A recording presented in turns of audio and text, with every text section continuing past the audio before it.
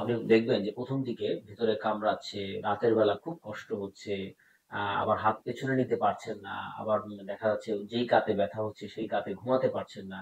ঠিক এই জাতীয় প্রবলেম যারা ভুগছেন তারা বুঝবেন যে আপনার ভবিষ্যতে ফ্রোজেন শোল্ডার বা কাঁধের জয়েন্টটি ফ্রিজ হয়ে যাওয়ার সম্ভাবনা আছে। আসসালামু আলাইকুম প্রিয় দর্শক, আশা করছি সকলে ভালো আছেন, সুস্থ আছেন। আজকে খুব গুরুত্বপূর্ণ একটি বিষয় নিয়ে কথা বলবো। সেটি হচ্ছে ফ্রোজেন শোল্ডার।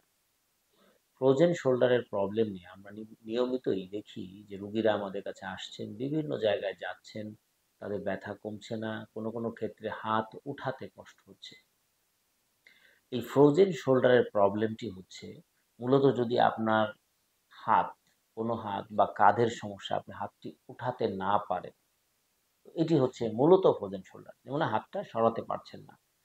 তবে এই জায়গাটার কমপ্লিট ট্রিটমেন্ট নিয়ে আপনাদের আজকে ধারণা দিব। প্রথম দিকে এই সমস্যাগুলো কেমন থাকে সেটি একটু আমি ধারণা দিই। প্রথম দিকে আপনার সমস্যা হয় ভেতরে কামড়ায়। আপনি দেখবেন যে ১ম দিকে ভেতরে কামড়াচ্ছে, রাতের বেলা খুব কষ্ট হচ্ছে, আবার হাত পেছনে নিতে পারছেন না, আবার দেখা যাচ্ছে যেই কাতে ব্যথা হচ্ছে সেই কাতে ঘুমাতে পারছেন না।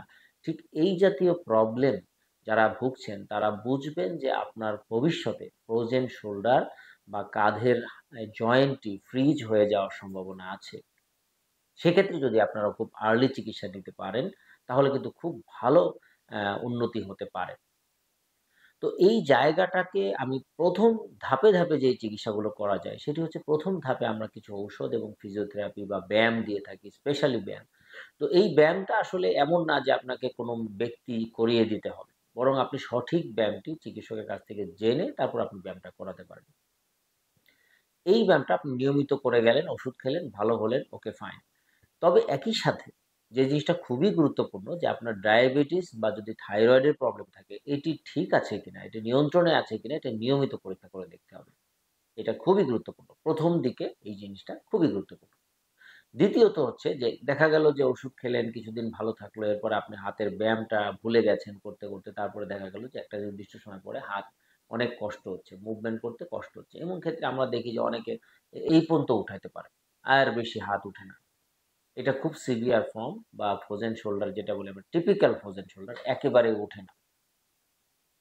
তো যখনই এরকম হয় এই পর্যায়ে আসলে অনেকেই চিকিৎসা, ঔষধ বা ব্যায়াম দিয়ে চেষ্টা করে থাকেন। কিন্তু আমি বলব এই জায়গাগুলো ভুল।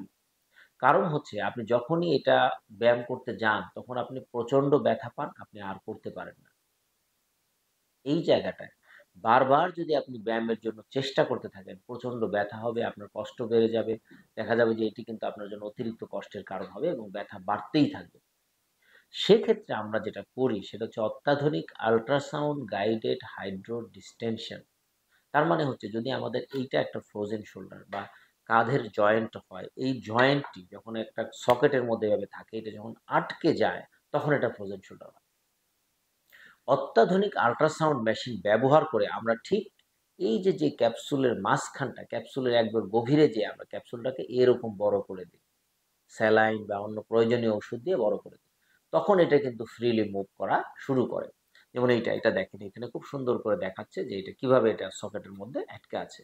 তো যখনই আমরা স্যালাইন দিয়ে এটাকে ফ্রি করে দিই তখন দেখবেন হাত উঠছে, ব্যায়াম করা যাচ্ছে, ব্যথা নাই। এই অবস্থায় যদি আপনি ২ সপ্তাহ থেকে মানে ব্যায়াম শুরু করেন টানা এবং এরপরে আপনি নিয়মিতভাবে ব্যায়াম করে যান তাহলে আপনার হাতটা আগের মতো হয়ে যেতে পারে। তবে একটি গুরুত্বপূর্ণ বিষয় হচ্ছে যাদের ক্ষেত্রে ডায়াবেটিস এবং থাইরয়েডের প্রবলেম আছে, বিশেষ করে এই ধরনের রোগীরা এই ফ্রোজেন শোল্ডারে ভুগে বেশি। তাদের ক্ষেত্রে যেটি হয় বারবার কিন্তু এটা হতে পারে।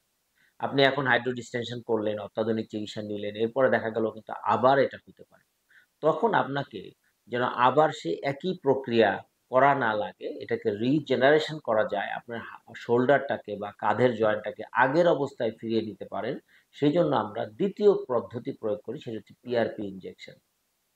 তাহলে প্রথম হচ্ছে যাদের ফ্রোজেন শোল্ডার টিপিক্যালি থাকে তাদের ক্ষেত্রে প্রথমে আমরা হাইড্রো ডিস্টেনশন, যেটা আপনারা ছবির মাধ্যমে দেখছেন যে কিভাবে আমরা হাইড্রো ডিস্টেনশনটা করি, এটি এবং অত্যাধুনিক আল্ট্রাসাউন্ড মেশিন ব্যবহার করে এর পরবর্তীতে আমরা যখন ব্যায়াম ব্যথাটা চলে যায়, ব্যায়াম করার পরে হাতটা স্বাভাবিক আসে।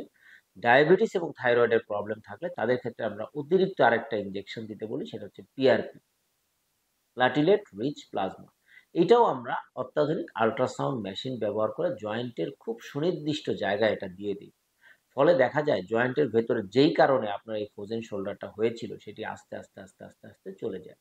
এটা ১.৫ থেকে ২ মাস বা ২.৫ মাস সময় লাগতে পারে, কিন্তু আস্তে আস্তে আস্তে আস্তে আপনি ব্যথাটা স্বাভাবিক হয়ে যেতে পারে।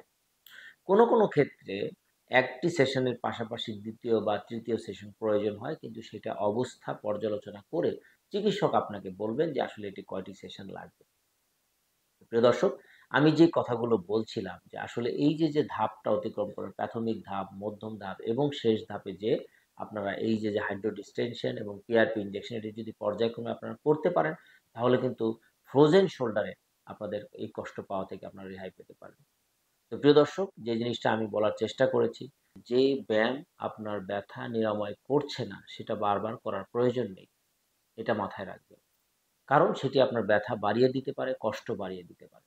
সেটি করার প্রয়োজন নেই। সঠিক চিকিৎসকের কাছে আপনি যান। সঠিক রোগ নির্ণয়ের জন্য এমএসকে আল্ট্রাসাউন্ড বা আমরা বলি মাস্কুলোস্কেলেটাল আল্ট্রাসাউন্ড, এটা খুবই গুরুত্বপূর্ণ এবং এটা কিন্তু পেইন স্পেশালিস্টরাই কিন্তু আপনাকে সঠিক ধারণা দিতে পারে। তাদের কাছ থেকে সঠিক ধারণা নিন এবং সঠিক চিকিৎসাটি গ্রহণ করুন। তাহলে আপনি ফ্রোজেন শোল্ডার থেকে কিন্তু ভালো থাকতে পারবেন এবং পুরোপুরি সুস্থ থেকে আপনি বাকি জীবনটা আপনি পার করে দিতে পারবেন। তো প্রিয় দর্শক, সকলে ভালো থাকবেন, সুস্থ থাকবেন।